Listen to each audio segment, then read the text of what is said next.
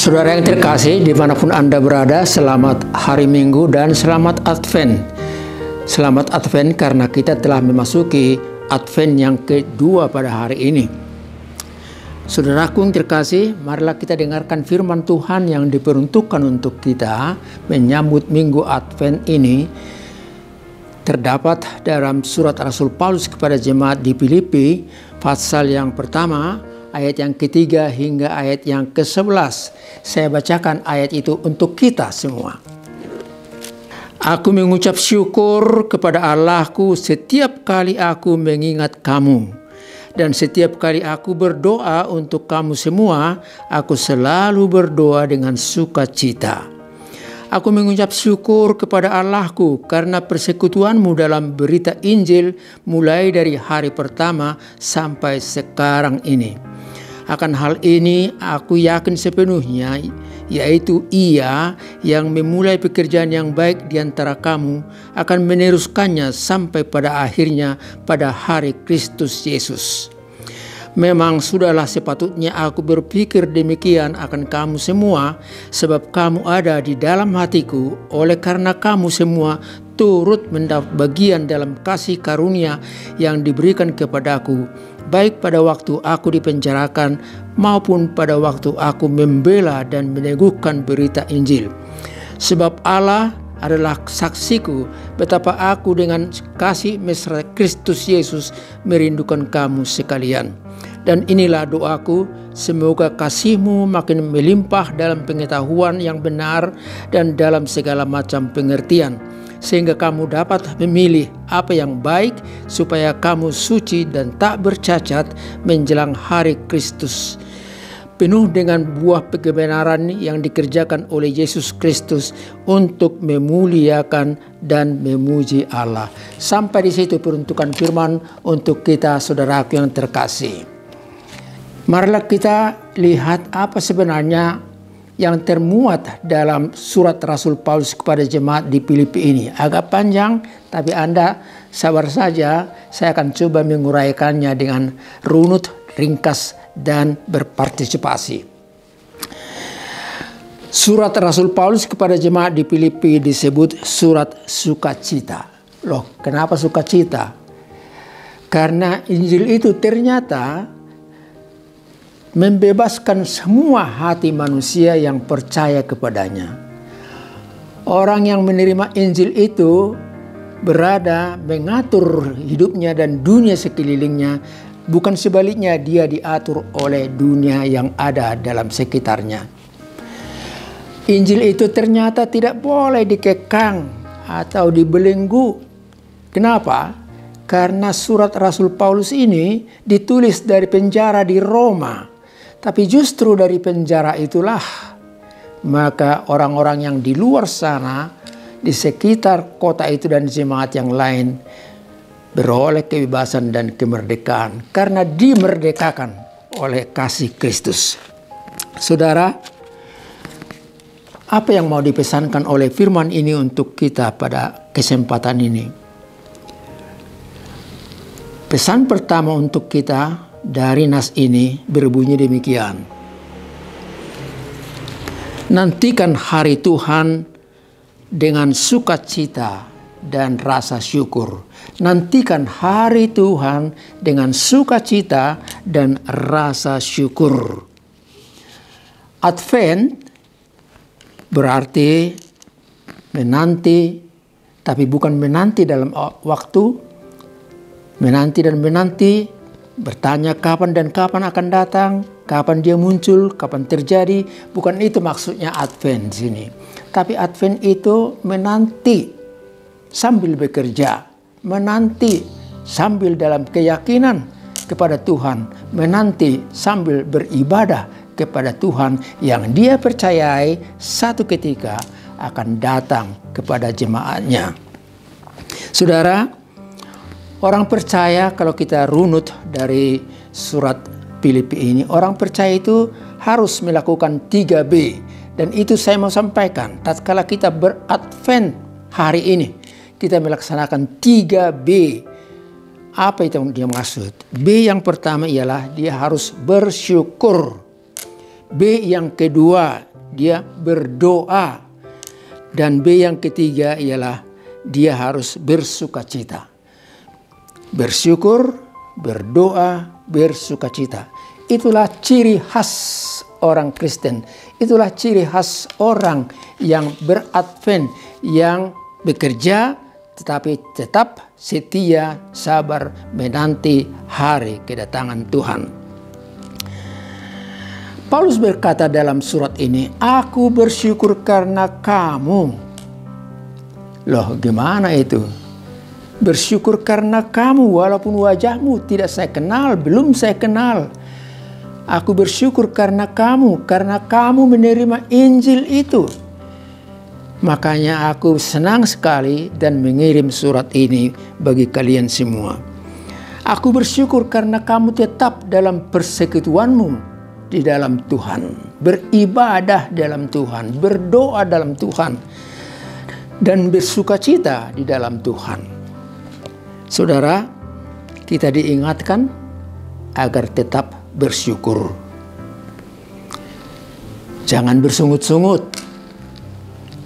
Jangan selalu merasa masih kurang, ini belum ada, yang itu masih kurang, dan lain-lain. Hiduplah dalam rasa cukup dan bersyukur karena Tuhan memelihara setiap hidup orang yang takut dan percaya kepadanya. Tak kekurangan orang yang takut akan Dia. Demikian Mazmur pasal 34 ayat yang ke-10. Tidak akan kekurangan. Bukan berarti harus kaya raya, tapi dalam hidup sehari-harinya, dalam kebutuhannya untuk anak-anak, untuk sekolah, untuk tugas-tugas yang lain, tanggung jawab yang lain, tidak akan kekurangan. Tuhan akan memenuhi apa yang mereka butuhkan, walaupun tidak menjadi kaya raya.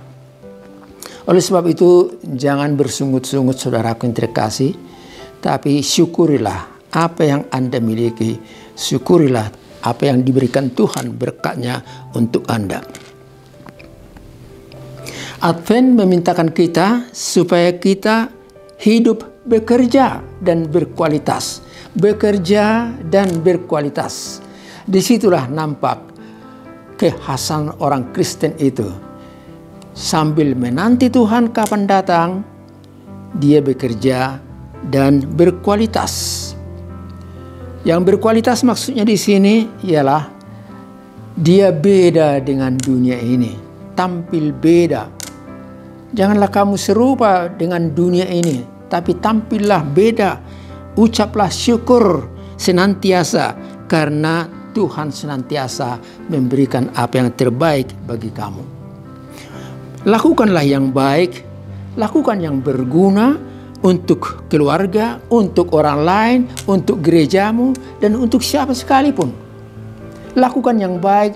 Kalau kita melihat, mendengar apa yang terjadi di daerah Cianjur sana dengan penderitaan yang luar biasa, yang 321 orang meninggal dunia dan banyak yang luka-luka, rumah yang rubuh dan rontok.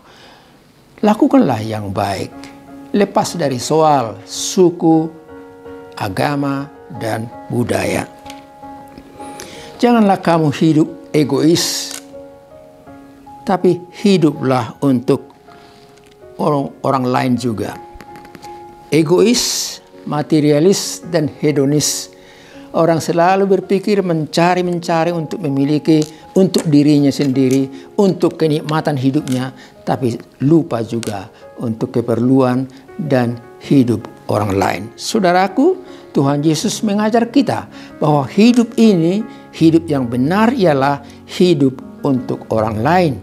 Yesus berani mati, menderita bahkan, tapi juga bangkit karena orang lain itu, dan itu menjadi pegangan bagi kita. Saudara, saya akan segera akhiri khotbah ini dengan pesan yang kedua. Kita percaya bahwa Tuhan bekerja dalam hidup setiap orang percaya. Kita percaya bahwa Tuhan itu bekerja dalam setiap diri atau setiap hidup orang percaya, dimanapun dia berada, di Indonesia ini, di benua yang lain, di Eropa sana, ataupun di benua-benua belahan lainnya. Saudara, hal itu dikatakan oleh Rasul Paulus pada ayat ke-6 dan ke-7.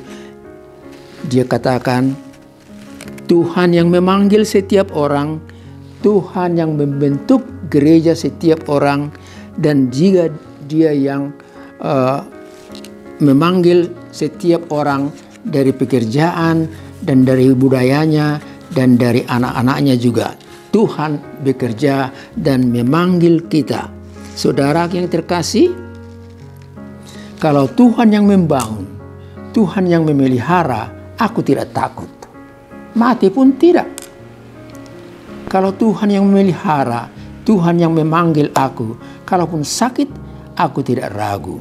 Karena Dia ada, Allah yang hidup itu yang memanggil saya. Dia akan datang untuk memanggil setiap orang dan termasuk saya sendiri. Oleh karena itu, dalam minggu Advent ini kita diminta untuk siaga, bekerja, berdoa, bersukacita, nyalakan iman, dan tabah menunggu hari kedatangan Tuhan.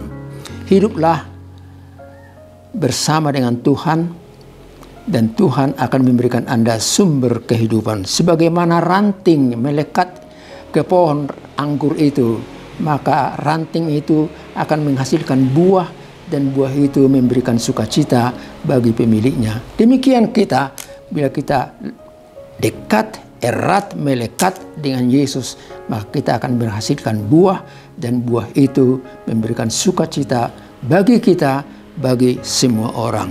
Sampai di sini khotbah untuk kita pada kesempatan ini. Tuhan memberkati. Amin. Kita berdoa. Terima kasih Bapa Surgawi, firman-Mu indah sekali. Semoga kami boleh memahami dan mengamalkannya dalam hidup ini. Biarlah ya Tuhan, kami sungguh-sungguh bekerja karena Engkau hadir dalam hidup kami, dalam diri kami, dalam jemaat kami juga di mana kami berada. Terima kasih atas firman-Mu ini, supaya orang lain juga beroleh kekuatan. Karena masih banyak yang menderita, yang sakit, oleh karena bencana alam, oleh karena penyakit akibat COVID-19 dan varian yang baru. Oh Tuhan, berkatilah mereka. Dan biarlah khotbah ini juga memberikan kekuatan bagi mereka sendiri. Berkatilah pemerintahan kami juga yang terus berupaya untuk membuat yang baik, untuk memberikan kesejahteraan bagi warganya di Republik tercinta Indonesia ini. Berkatilah gereja-Mu juga Tuhan. Terima kasih, itulah doa kami di dalam Kristus Yesus. Anugerah dari Tuhan kita Yesus Kristus, kasih setia Allah Bapa, serta persekutuan dari Roh Kudus bersama dengan saudara-saudara sekalian. Amin.